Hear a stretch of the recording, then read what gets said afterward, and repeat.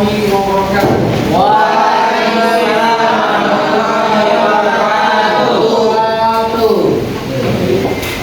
Pada pertemuan ini kita masuki pelajaran pada siang hari ini karena kita berdoa dan dipimpin oleh Dante.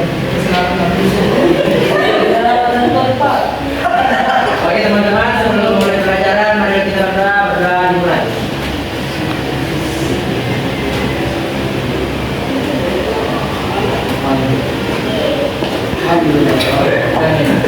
Berdoa selesai. Dan sebelum kita masuk pelajaran pada siang hari ini, saya absen dulu ya. Ya. Yang pertama, Abdul Ghani, Siap, Hadir. Aris Abdullah, Siap, apa? ada Dia Harun, Dia Pratiwi, Siap hadir. Hidup Prawira, Siap, apa? dari Hidup Nandri, Siap, apa? Fadlan, Siap, hadirin. Baru pertama, Yulianti Abdullah, Siap, apa? Harun Ramadhani, Siap. Jihan Suboyo, Irfan Faris, Apa? Kemudian Abdul, Muhammad Raihan, Siap, hadir. Muhammad Muttalib, Siap, hadir. Muhammad Akbar, Mas Bas, Siap hadir. Muhammad Khalid, Siap, nih. Nazir, Siap, apa? Nur Ain, Siap, apa? Ramdan, Siap, hadir. Siti Rahman, Wahyu Ibrahim, Siap, hadir. Triata, Siap, hadir. dan Nova Putri. Siap hadir.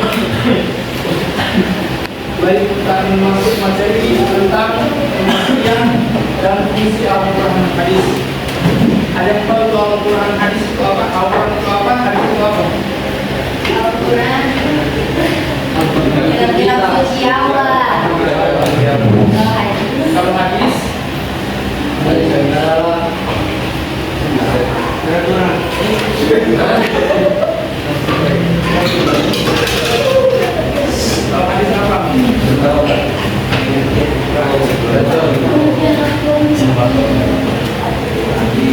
Kalau setelah kita minta Allah, kalau hadis, setelah perkataan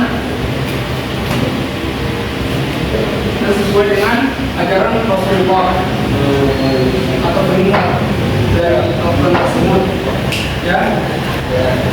Jadi pengertian Al-Quran adalah kunjungan wahyu Allah yang diturunkan kepada Nabi Muhammad SAW melalui perantara malaikat Jibril. sebagai pedoman hidup.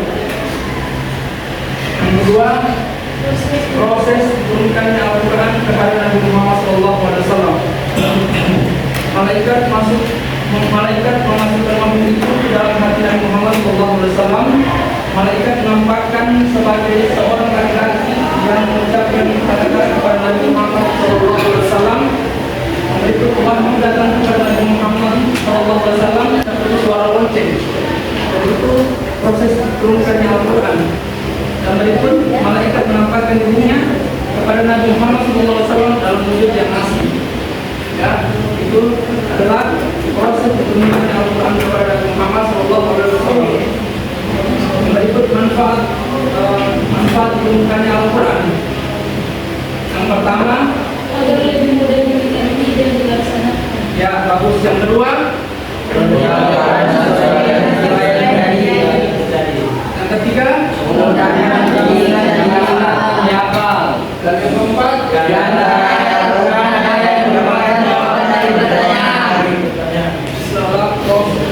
manfaat dari turunkannya Al-Quran. Segi kualitas Al-Quran. Jadi Al-Quran ini terdiri dari 30 juz dan 11 surah dan 60 ayat serta kosakata.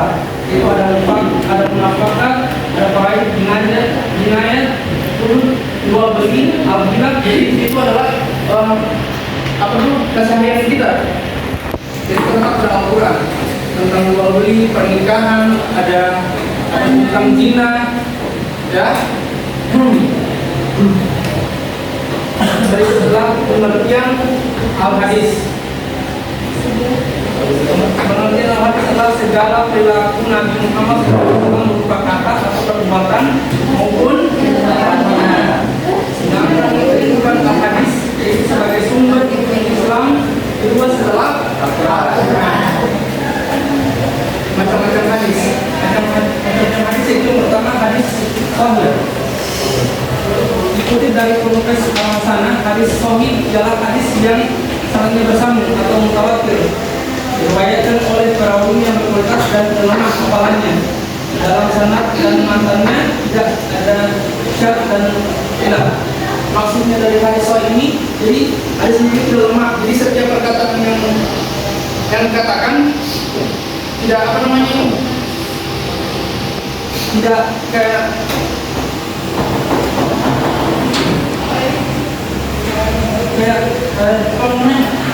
kayak macam tidak berbohong begitu. Jadi hadisnya seperti itu, tidak dikasih pangsur hadisnya. Jadi hadis sah, hadis sahih.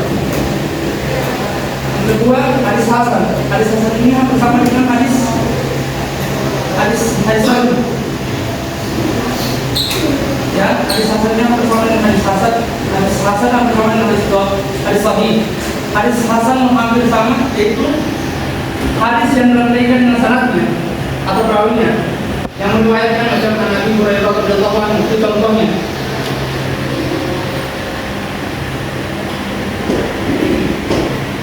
Jadi hadis hasan itu hadis yang berkaitan dengan sanadnya bersambung diriwayatkan oleh perawinya yang ada dan Nabi tidak terdapat syarat dan ilah.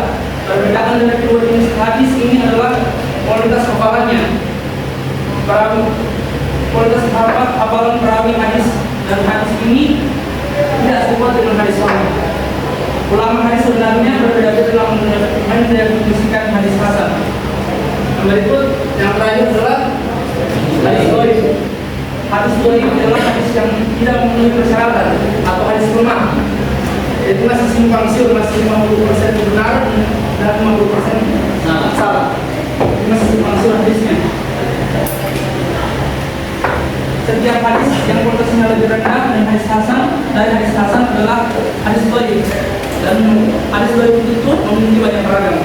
Dan itulah pengertian Al-Quran dan hadis. Jadi sebelum kita ini buat kelompok dulu, bagi-bagi ke kelompok, ya.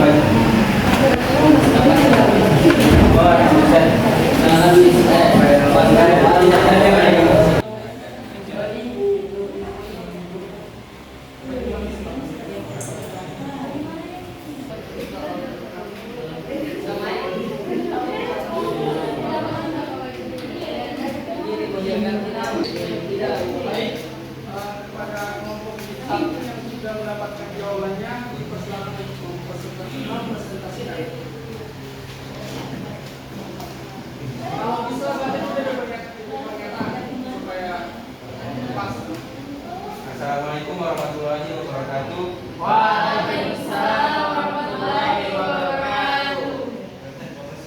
Saya perwakilan dari kelompok 1 akan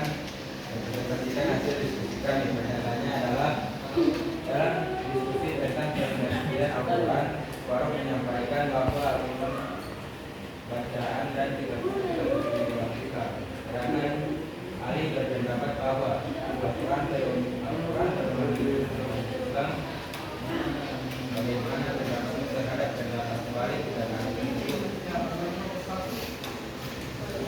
sholat jalan dikarenakan Al-Quran itu adalah sebuah pedoman hidup bagi umat Islam. Serta Al-Quran merupakan kitab suci bagi umat Islam. Jadi pendapat Pak dan Ali dengan pernyataannya. Terima kasih kepada Bapak Sambut dengan aplaus dulu. Sampai ini Bapak Berdua. Silakan.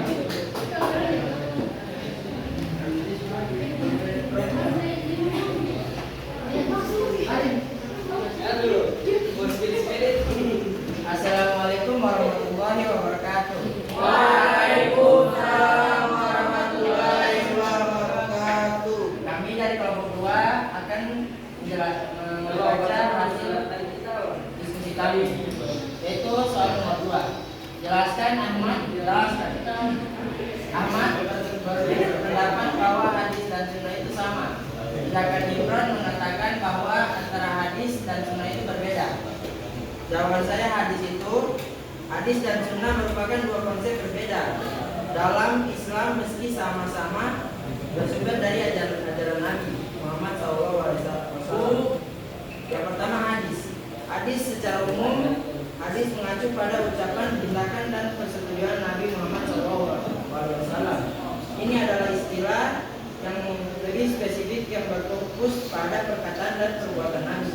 Menurut para ulama, hadis diartikan sebagai perkataan, perbuatan, persetujuan dan sifat-sifat Nabi SAW. Hadis dianggap sebagai sumber hukum dan petunjuk Islam. Sedangkan sunnah mempunyai makna yang lebih luas dan mencakup seluruh aspek kehidupan Nabi, termasuk ucapan, perbuatan, persetujuan, ajaran, sifat-sifat, bahkan cara hidupnya sebelum dan sesudah kenabian. Sunnah sering diterjemahkan sebagai jalan atau jalan dan dapat dipahami dengan pedoman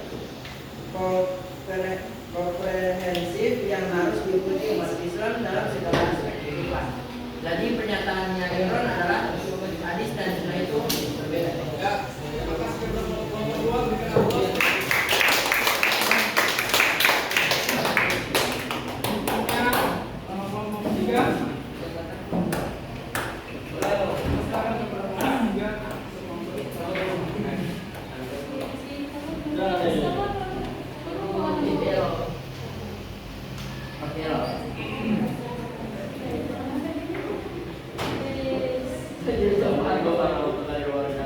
Waalaikumsalam warahmatullahi wabarakatuh.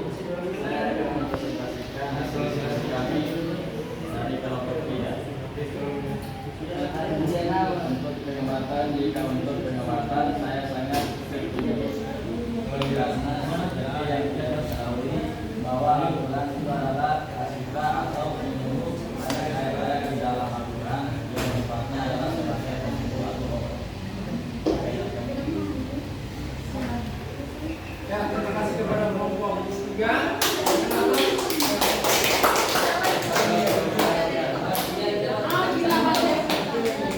Terima kasih kepada kelompok 1, kelompok 2, kelompok 3 yang telah berpartisipasi. Ya. Jadi sebelum saya akhiri materi tentang pengertian Al-Quran dan hadis, saya sebutkan sedikit. Jadi Al-Quran itu adalah sumber pedoman hidup bagi umat muslim atau pegangan bagi umat muslim. Sedangkan hadis itu adalah perkataan atau perbuatan Rasulullah SAW. Ya, seperti itu. Dan sebelum kita akhiri, bila ada kesalahan kata, tolong maafkan karena